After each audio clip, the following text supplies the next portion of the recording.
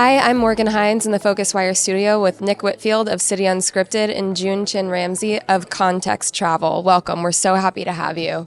Thank you for having me. Pleasure to be here. So we're going to talk about tours and activities. Obviously, that space has changed quite a lot over the last few years. It's under a bigger spotlight now, arguably, with Airbnb focusing on experiences and services, and Tripadvisor now restructuring in favor of experiences. What's your take on that evolution?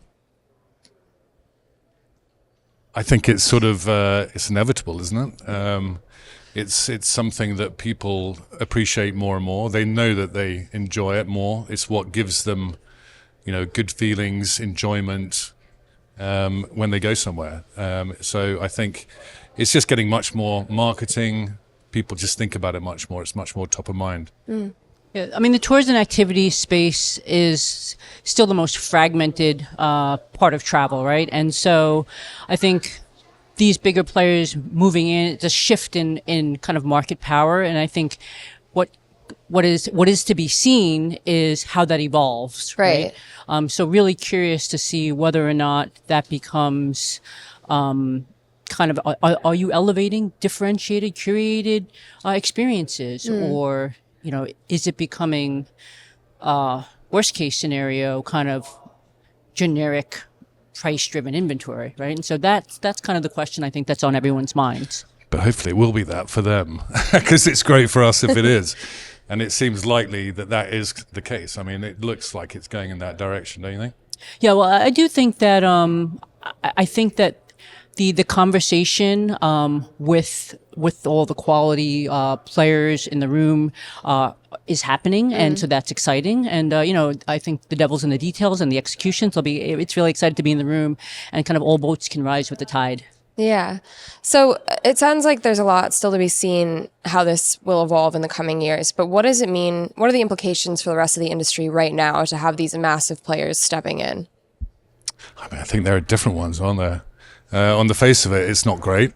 Much more competition. It feels like it's getting more commoditized. But at the same time, with AI and other changes in search behavior, I think players like ourselves have much more opportunity, actually. If you go onto some of these OTAs, it's just like you're overwhelmed with choice. It all looks very similar. People copy other people. What are you actually buying? So I think, with AI search, people being much more specific about what they want to feel, what they actually want to do, rather than just, let's just buy that. It's moving away from that ticking things off. Okay. So I think it's an opportunity, but in the short term, it's probably, it's a bit of a risk as well, frankly. I would agree. I would definitely agree with that. I think that there's an opportunity to elevate curation and differentiation. The question becomes, it also starts to become a bit of a demand and data play as well, right? Will the smaller operators actually be able to understand their customer? How will that data and information be shared with the operators that are on these kind of super platform, super app type experiences, right? Yeah, that makes sense. Do you think that there's room for new independent players, or is it kind of like who already has real estate is going to run the game? I think there's lots of space. I mean, it's not easy. We say, it's being discoverable, isn't it? So how are you discoverable? And that's the challenge. But I do think, standardization is the enemy of a good experience. So they're going down that path. It's very difficult for them to be able to personalize in the way that we do. We ask all kinds of questions of our customers.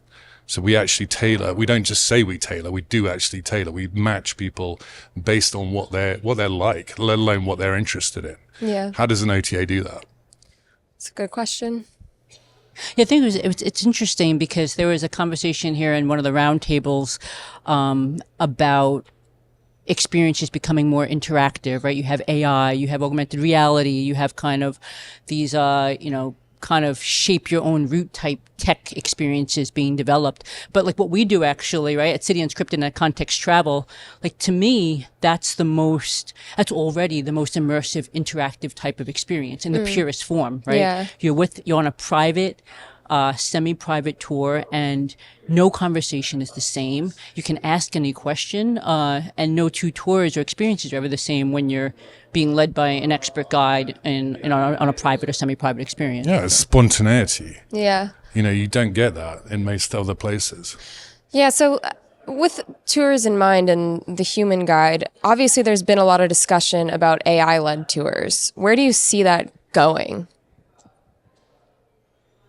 I mean, I think that there's a space and a place for it, right? We actually have digital experience as well. We recommend it for when travelers land first in a destination. You don't know if there's going to be flight delays. You don't know how check-in's going to be at the hotel. So we say, try one of our digital experiences narrated by one of our expert guides, get the lay of the land, and then they come back the next day, the next morning, or maybe later that evening to actually connect in person with that guide. Okay. I just think going to a city is not about information largely. That's part of it. And, the AI thing is great. I mean, if you've got a specific interest in something, you can get lots of information very quickly. So I agree that it's definitely going to be part of it. But actually, what makes a trip enjoyable? Yeah. It's the people. It is absolutely the people. It's not, the city is an element of it, obviously. Yeah. But if people genuinely think about what makes an experience and a trip the very best, it's that. You have typically the best experiences when you go somewhere where you have a friend living in the city who knows you and the city really well. Yeah. That's a genuine experience. It's not superficial. You're participating. Yeah, the human. I'm just going to double click on exactly that again. I would say that the human connection is everything, and there's so much talk about what is luxury and how is the definition of luxury changing. It's not about thread counts or necessarily having the highest end kind of penthouse suite, right? Really, it's about meaning. And it's about the experience. And for me, I actually think that luxury in travel is becoming the rare gift of human attention, right? Everybody's plugged into their iPhones. It's hard to get your tweens, your teens on a tour, like off, this eyes off the screen. But when you have someone in front of you that is like the most knowledgeable friend on the ground in every city you could possibly travel to, like that's special, right? And kind of that human attention, I think, is rare, and there's going to be a need for that. And AI and AR and kind of these digital experiences will never ever replace that. They'll augment it, but they'll never replace it. So with the idea that human touch is really integral to your organization and that it might be the future of luxury, how can tours and activities as a sector provide that in a way that other areas of travel might not be able to? I think it's just understanding. We all talk about doing what's right for the customer, but how many people actually really try to listen to the customer? With luxury, for me, luxury is great in some respects, but it's just comfortable. Yeah. It's a bit boring, frankly. When to have a really good experience, there's got to be an element of risk. And, luxury typically doesn't do that. It gives you the convenience and the comfort. So I think, that... And automation maybe doesn't either. No, but automation can, if it helps understand the customer properly. Yeah. Really do it from their perspective, not what's easy. Yeah. Okay. So, I think most of us, and we're all guilty of it to some extent. We all have to operate our businesses in a way that's, that's scalable. But at the same time, we've got to understand the customer, because otherwise, what's the point? Right. Yeah. What do you think? I was trying to decide which part of that I was going to do. Yeah, there was a lot there. to drill down on. I would just say that, you mentioned, it's interesting you mentioned standardization before. I would say what worries me is commodization, like a kind of price-driven inventory as things start to become more one-stop shop. But for me, standardization of things like helping the customer to understand the experience that's actually being presented to them. Yeah. For example, like lots of players will say, oh, we have small group tours, and small group tours can be anything from 5 or 6 people to 20 to 25 people, apparently, right? So how do we actually start using vocabulary and making it easier for guests to understand what they're getting? Yeah, right? That's really interesting. So we've talked about where AI won't take over, but how is it impacting the sector? Where do you see use cases for it? Tons of use cases. I just think it's really getting to, so when people do the searches, we begin to understand really what they're looking for. And we try and tailor around that so that we actually answer the sort of demand and the needs that they have. So I think that's really, I think that should be really good. Yeah. You know, I think fragmentation, I know everybody, you know, there will be an element of consolidation, but fragmentation's good. You know, means that there's lots of different interesting things out there, that the standardization doesn't happen so much. Doesn't fragmentation sometimes cause challenges, though? Yeah, absolutely. But, you know, that's life, isn't it? Yeah. You know, you don't want the same sort of experience. You don't want to go to Tokyo and have like a ninja experience or a samurai experience that everybody else is having. You know, it's just, you know, what is that really, how does that make you feel? But Yeah. aggregation doesn't necessarily have to mean that everything's going to be standardized. And that's Right. where the nuance comes in, right? Like if you can, I mean, the challenge of getting these long tail, small local operators on, it's not how do we get them online? It's how do we get them online and not just make it a race to the bottom? How do we actually bring out the local character? How do we bring out the curation, the differentiation? Yeah. And that's where AI, you know, I think of it like, if AI just means turning up more inventory, the same top 10 tours, turning up the volume on the same top 10 tours, that's bad, right? Right. But what about if AI could change the playlist and actually put kind of more of the differentiated experiences in front of the right person better? Now you're talking about curation at scale in a way. I think someone at the conference talked about like it's pattern recognition, but humans are limited by the amount of patterns you can acquire,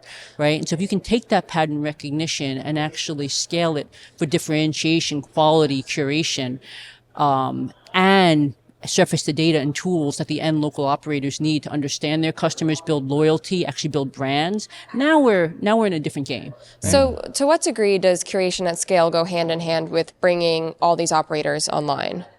And what's going to move the needle in getting operators online? You want me to start with that one? Yeah, go for it. I think what's going to move, I think as we move to big platforms getting bigger and bigger, the question becomes, are they just going to be the gatekeepers? Are they going to control the discovery, the data, the rules of the game? Or are they going to be a growth channel? If they're going to be a growth channel, one of, you know, several ways that they can, that brands and operators can interact with the customer, then that's a great thing, right? Okay. But it's really going to come down to the execution, I would say. Yeah, I think the discoverability is the key, isn't it? So a lot of these guys, they are online, but they're maybe not with an OTA. Yeah. But how are they discoverable? And how does ChatGPT or whatever, how do they actually look for that? Are they just going to scrape Reddit? You know, are they going to do much more than that? How deep are they going to go? And it's going to be in their interest to go deep because Yeah. it's going to give people much more of what they want. So people will use it more. So if you look at the idea of curation at scale, which is really interesting to me, and I hadn't thought of it that way before, is it necessary to have all these experiences uploaded to a larger player like an OTA? And does that risk then again the issue of standardization? How do you curate at scale without losing individuals? What's the need? Yeah. What's the need? If it's discoverable, I think that's the thing. It's got to be discoverable. If it's discoverable, then the OTAs are less important. Okay. Right, but to be discovered, I mean, that's what these platforms are trying to do. It's trying to bring more experiences to more people at a time. It's like, how do you serve up the right experience, the relevant experience, right, to the specific customer, the individual that's right in front of you, right? That personalization. Yeah. And so I think it's tricky because people think aggregation, they immediately think commodities and price-driven inventory, but I don't think it has to be that way, right? It shouldn't be that way. It's quite tempting for them, though, isn't it? I know, and that's the worry, and that's like... Yeah. So how do you avoid that then?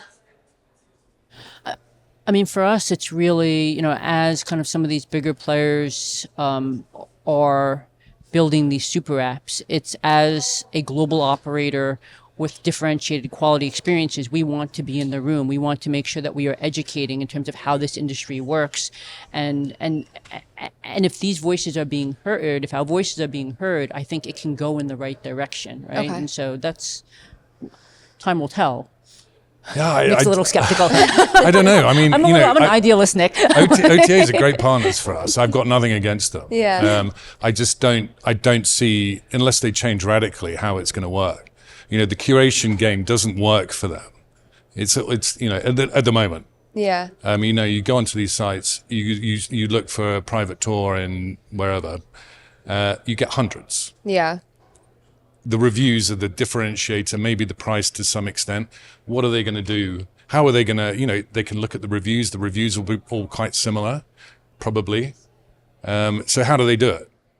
It's a good question. But this is a human decision as to whether or not they're going to program the algorithm to kind of go based on cheapest price, and then it's all about margin pressure and race to the bottom, or whether or not they're going to actually think about how they're actually going to elevate the curation. So I do think it's going to be up to, these bigger players that are coming into the industry. Are they going to make it a better place where everybody can kind of thrive and kind of be discovered in a better way? It's not really in their interest. I know it's a bit of a it's superstore, isn't it? I think it's this sort of superstore versus the boutique. Yeah. And I hope that in this new sort of AI surge, that the boutique is going to do much better. Yeah, I mean, I've talked about like the travel advisor channel as a distribution channel for us quite a bit, and I think that when you think about the OTAs, we don't use OTAs at all, because right now I do think it is kind of it's easy to get lost in a sea of commodity on OTAs, and so, but. My understanding is some of these bigger platforms, TripAdvisor, Airbnb, they are trying to change that. Yeah. Question becomes whether or not it's kind of just trying to shift the market power play, or whether or not they're actually changing it for curation differentiation. Yeah. But when how do they do it though? How do they know what your experience, the context gives? How is that different to City Unscripted? How do they know that? Yeah. I mean, I think that goes into how you are feeding, how we are actually feeding the tour descriptions, feeding the itinerary, feeding the, who. But then who's everybody the customer, can copy right? that, though, can't they? They can. I mean, at the end of the day, yes, it will work for maybe the first or second tour, and people will do it for one or two tours. But then the reviews will come back, and at the end of the day, it's in the hands of the customers, and the customers will be able to say that isn't actually what I was promised, and that promise wasn't delivered upon. But don't you think? I mean, with the reviews that people get, the majority of people really understand that if they give a bad review, it really impacts. Right. So I think a lot of the time people give 5-star reviews, but they don't actually believe it's a 5-star experience. Or they don't review if they're not feeling Or they don't a review. very strong type of way either way. I don't know. I just, I think there's been studies on it, and a lot of people just feel like, unless it's been, quite bad, it's a 5-star review. Well, it seems like there's a lot to think about the direction of the way that things are going. So as we wrap up, can you tell me a little bit about each of your outlook for 2026? What are your priorities? We're optimistic about 2026. I'll say cautiously optimistic, because in travel and in the world things are constantly changing. But we are optimistic. We're predicting growth, and particularly in certain markets, we're seeing tremendous growth. In Japan, in the Nordics, so kind of the cooler regions of Europe, and so I think there's certainly pockets, and we're thinking about how do we dispersion of where people are traveling to becomes really important, and we're looking at the cities that we can kind of promote in the cultural capitals that beyond just the Rome, Paris, London. Okay. Yeah, very similar. I guess for us, it's, we are trying to grow our direct traffic, and saying being discoverable, trying to do things differently, and taking lots of different risks around that is the core for us. We still are, like I said, quite heavily reliant on the OTAs. And I think, we still want to grow those channels, but I think discoverability, trying to understand where we can get in front of people and help them really understand why we're different and why we're better. Okay, great. Well, thank you both so much for being here. Thank you. Thanks for having us.